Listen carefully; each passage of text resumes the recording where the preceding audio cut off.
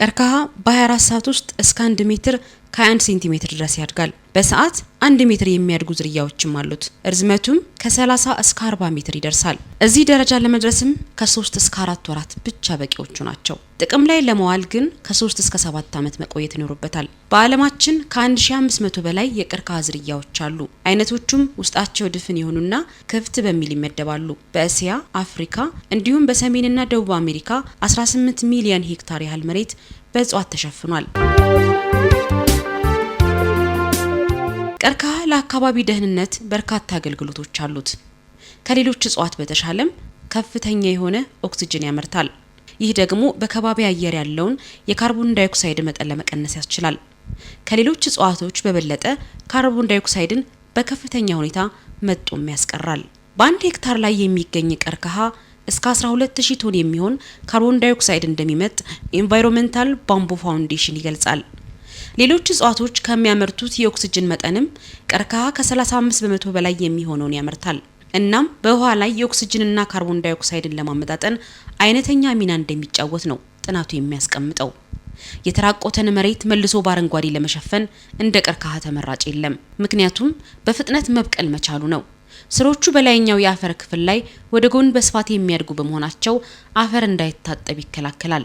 የመለጠጥ ባህሪውም ከፍተኛ በመሆኑ በኃይለኛ ጎርፍ መሬትን ከመንሸራተት ይጠብቃል። የአካባቢን ደህንነት ከመጠበቁም ባለፈ በርካታ ጥቅሞች ያሉት እጽዋት ነው። ሶስቱን የሰው ልጅ መሰረታዊ ፍላጎቶች ከዚህ እጽዋት ማግኘት ይቻላል።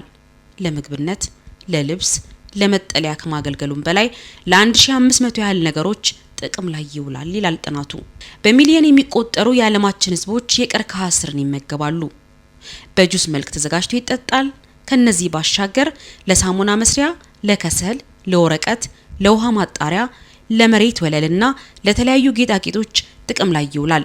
በፍጥነት በመብቀል ተወዳዳሪ የሌለው ቀርከሃ ለምግብነት ለማገልገል 30 ቀናት በቂዎቹ ናቸው። ከ6 እስከ 9 ወራት ባለው ጊዜ የተለያዩ ቅርጫቶችን ለመስራት ጥቅም ላይ ይውላል። ከ2 እስከ 3 ዓመት ባለው ጊዜ ደግሞ ለሳንቃ መስሪያነት ይደርሳል። በመጨረሻዎቹ የአገልግሎት ዘመኑ ማለትም ከ3ኛው እስከ 7ኛው ዓመት ደግሞ ለህንጻ መሳሪያነት ጥቅም ላይ የሚውልበት ጊዜ ነው።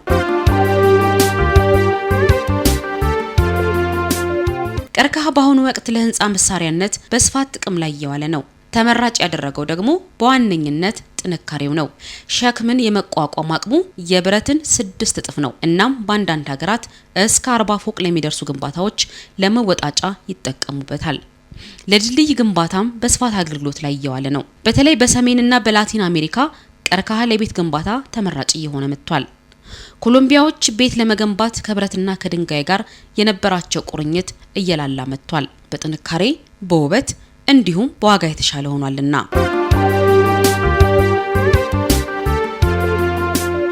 በኮሎምቢያ በሲሚንቶ 2 ክፍል ቤት ለመገንባት እስከ 5300 የአሜሪካን ዶላር ይፈጃል። ይሁንና ተመሳሳይ ቤት $1700 በማይሞላ ወጪ በቀርከሃ መገንባት እንደተቻለ ሲዋን ቪሌዝ የተባለ ኮሎምቢያዊ አርክቴክት ያስረዳል። ቪሌዝ እንደሚለው ቀርከሃ ወጪውን ከ5 እጥፍ በላይ ከመቀነሱን ባሻገር የመለጠጥ ባህሪው ከፍተኛ በመሆኑ በቀርከሃ የሚሰሩ ቤቶች በመሬት መንቀጥቀጥ ምንም አይነት አደጋ አይደርስባቸውም። የተባበሩት መንግስታትም በዓለም ላይ የተስፋፋ ለመጣው የቤት እጥረት ቀርከሃን ፍቱን መድኃኒት ነው ይለዋል። የድርጅቱ መረጃ እንደሚያመለክተው በአሁኑ ወቅት 100 ሚሊዮን የሚሆኑ የዓለማችን ህዝቦች ቤት አልባ ናቸው። ጥራት በሌለው ቤት የሚኖሩት ሲጨመሩ ደግሞ ቁጥሩ ወደ 1 ቢሊዮን ከፍ ይላል። የቤት ፍላጎቱ በሚቀጥሉት 50 ዓመታት በእጥፍ ሊጨምርም ይችላል። አሁን ያለውን የ100 ሚሊዮን ህዝቦች የቤት ችግር በ500,000 ሄክታር መሬት ላይ ተጨማሪ ቀርከሃን በማልማት መቅረፍ እንደሚቻልም ያስቀምጣል። ኢንቫይሮንመንታል ባምቡ ፋውንዴሽን እንደሚለው ቀርከሃ ለመድኃኒትነትም ያገለግላል። ጉንፋንን፣ አስምን ለመከላከል ቻይናውያን ለብዙ ምዕተ ዓመታት እንደ መድኃኒትነት ተጠቅመውበታል፣ እየተጠቀሙበትም ይገኛሉ። ከጥቁሩ ቀርከሃ ስሮች ከሚገኙት ቅመማ ቅመሞች የኩላሊት መድኃኒትን ከስሮቹና ከቅጠሎቹ ካንሰርና የአባላዘር በሽታን ቻይናውያን መፈወስ እንደቻሉም ነው መረጃው የሚያስረዳው። ኢንዶኔዥያውያንም ከቀርከሃ የሚወጣውን ውሃ የተሰበሩ አጥንቶችን ለመጠገን ይጠቀሙበታል። ቻይና በደን ሀብቷ ከዓለም በ5ኛ ደረጃ ላይ ነው የምትገኘው። 20.36 በመቶ የሚሆነው መሬቷ በደን የተሸፈነ ነው። ይህም 146 ሚሊዮን ሄክታር ላይ ይደርሳል። ከ1990 እስከ 2000 ባለው ጊዜ የዓለም የደን መጠን በ2 በመቶ ወይንም በ9.4 ሚሊዮን ሄክታር ሊቀንስ የቻለ የደን ሀብት 1.8 ሚሊዮን ሄክታር ወይንም በ1.2 በመቶ ከፍ ብሏል። ከዚህ የተፈጥሮ ሀብትም ትልቅ ጥቅም እያገኘች ነው። በቀርከሃ ኢንዱስትሪም ቻይና ከዓለማችን ቀዳሚ ናት። የተለያዩ የኢንዱስትሪ ምርቶችን በማቅረብ እንዲሁ ካላት የቀርከሃ ሀብት በአሁኑ ወቅት 5.38 ሚሊዮን ሄክታር መሬት ቀርከሃ ለኢንዱስትሪ አገልግሎት እየዋለ ነው። ለኢንዱስትሪ አገልግሎት የሚውለው የቀርከሃ መጠንም በየዓመቱ በ100 ሺህ ሄክታር ይጨምራል። የቀርከሃው ኢንዱስትሪ 35 ሚሊዮን ለሚሆኑ ቻይናውያንም የስራ ዕድል ፈጥሯል። ቻይና የቀርከሃ ኢንዱስትሪ በማስፋት ለአካባቢ ጥበቃ እንዲሁም ለአረንጓዴ የኢኮኖሚ ልማት ትልቅ አስተዋጽኦ እያበረከተች ነው። በሺያንግ ግዛት ውስጥ የምትገኘው የኢንጂ መንደር ቻይና በቀርከሃ ላይ እያደረገች ስላለው እንቅስቃሴ ዋነኛ ማሳያ ናት። ኢንጂ በቻይና ሺያንግ ግዛት ውስጥ የምትገኝ መንደር ናት። በርካታ አርሶ አደሮችም ይኖሩባታል። የአርሶ አደሮቹ ኑሮም በግብርና ላይ የተመሰረተ ነው። ይሁን እንጂ ግብርና ለአንጂዎች ከእለት ጉርስ ማለፍ አልቻለም። እናም የመንደሯ ነዋሪዎች ከሀገራቸው መንግስት ባገኙት ምክር የስራ ዘርፋቸውን ለመቀየር ወሰኑ፣ ቀርከሃን ወደ ማልማት።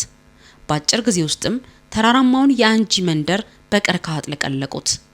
የሺያንግ ግዛት የግብርና ቢሮ ኃላፊ ያንግ ግሮንግ እንደሚሉት የአንጂ አርሶ አደሮች ከቀርከሃ በአመት እስከ 50 ሚሊዮን ዶላር ገቢ እያገኙ ነው። ለኢንዱስትሪ ምርት እስከ 3 ሚሊዮን ሜትሪክ ቶን ቀርከሃ ይጠቀማሉ። 12000 ቶን ቀርከሃም ወደ ጃፓን ይልካሉ። በአጠቃላይ አንጂ 12 ሚሊዮን የሚሆን የቀርከሃ ጠና በየአመቱ ማምረት ትችላለች። በአንጂ የአንድ አርሶ አደር አመታዊ ነፍስ ወከፍ ገቢም 6500 ዩዋን ደርሷል። ህንድ ደግሞ የቀርከሃ ሀብት በብዛት ከሚገኝባቸው ሀገራት በቀዳሚነት ተሰልፋለች። ከ11 ሚሊዮን ሄክታር በላይ የሚሆነው መሬቷም በቀርከሃ የተሸፈነ ነው። ይህም ሀገሪቷ ካላት የደን ሀብት 12.8 በመቶን ይይዛል። ከዚህ ውስጥም 2000 ሄክታር የሚሆነው በግል ቀሪው ደግሞ በመንግስት ይዞታ ስር ነው የሚገኘው ማለት ነው። በሀገሪቱ አሁን ያለው የቀርከሃ ፍላጎት 26.7 ሚሊዮን ቶን ይጠጋል። በየአመቱም 13.5 ሚሊዮን ሜትሪክ ቶን ታመርታለች። አጠቃላይ የቀርከሃ ክምችት ደግሞ ከ80 ሚሊዮን ሜትሪክ ቶን በላይ ነው። ሀገሪቱ ከምታመርተው 13 ሚሊዮን ሜትሪክ ቶን ውስጥ 11.7 ሚሊዮን ሜትሪክ ቶኑ ለኢንዱስትሪ አገልግሎት የሚውል ነው። ለህንድ ሰፊ የስራ ዕድል በመፍጠር ረገድ ቀርከሃ አይነተኛ ሚና ተጫውቷል። 8.6 ሚሊዮን የሚሆኑ ህንዳውያን በዚህ ዘርፍ የስራ ዕድል ተፈጥሮላቸዋል። 5 ሚሊዮን የሚሆኑ ህንዳውያን አባወራዎች ደግሞ ቀርከሃን በመጠቀም ከድህነት መውጣት ችለዋል።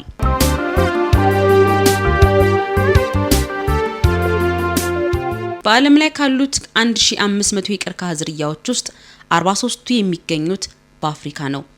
2ቱ ዝርያዎች ደግሞ በሀገራችን። እነሱም የቆላና የደጋ ተብለው ይከፈላሉ። በደጋው ክፍል የሚገኘው መጠሪያው ቀርከሃ ሲሆን የቆላው ደግሞ ሺመል በመባል ነው የሚታወቀው። በሀገራችን ያለው አጠቃላይ የቀርከሃ ወይም የሺመል ሽፋን 1 ሚሊዮን ሄክታር ይደርሳል። ከ40,000 ሄክታር በላይ የሚሆነው የሚገኘው ደግሞ በቤኒሻንጉል ጉሙዝ ክልል ነው። ከአፍሪካ የቀርከሃ ሀብት 67 በመቶ ከዓለም ደግሞ 7 በመቶ የሚገኘው በሀገራችን ነው። ቀርከሃና የቀርከሃ ምርቶች የገበያ ፍላጎት ባለፉት 10 ዓመታት በከፍተኛ ሁኔታ እየጨመረ መምጣቱን መረጃዎች ያመለክታሉ። ከእስያ፣ ከምስራቅ አውሮፓ፣ ከመካከለኛው ምስራቅ እንዲሁም ከአፍሪካና ከላቲን አሜሪካ የሚቀርቡት የቀርከሃ ምርቶችም እያደጉ ናቸው። ቀርከሃና ከቀርከሃ ጋር ተያያዥ የሆኑ ኢንዱስትሪዎችም ከ2.2 ቢሊዮን በላይ ለሚሆኑ የዓለማችን ህዝቦች ገቢ እያስገኙ ነው። በአሁኑ ወቅት ቀርከሃ በዓለም ገበያ ያለው ድርሻ 10 ቢሊዮን ደርሷል። ከዚህ ውስጥም 6 ቢሊዮን ዶላር ያህሉ የቻይና ድርሻ ነው። እንደ አውሮፓውያኑ አቆጣጠር በ2017 ድርሻው ወደ 17 ቢሊዮን ዶላር ከፍ እንደሚል ይገመታል። በዝቅተኛ የኑሮ ደረጃ ላይ የሚገኙ ዜጎች ችግር መፍቻ ተደርጎ ይወሰድ የነበረው ቀርከሃ ዛሬ በዓለማችን ኢኮኖሚ ላይ ድርሻው እያየለ ነው። አገልግሎቱም ሰፍቷል። ከጥንካሬው የተነሳም ከብረት በተሻለ ለህንፃ መሳሪያነት ያገለግላል። ይሁንና የብረትን 6 እጥፍ ያህል ይጠንክር እንጂ በዋጋ ደረጃ የብረትን 6 በመቶ እንኳን አልሞላም። አንድ ብረት 100 ብር ቢሸጥ ቀርከሃ 6 ብር ነው ማለት ነው። አረንጓዴው ወርቅ ከቻይናውያን ጋር ትልቅ ትስስር ያለው የተፈጥሮ ሀብት ነው።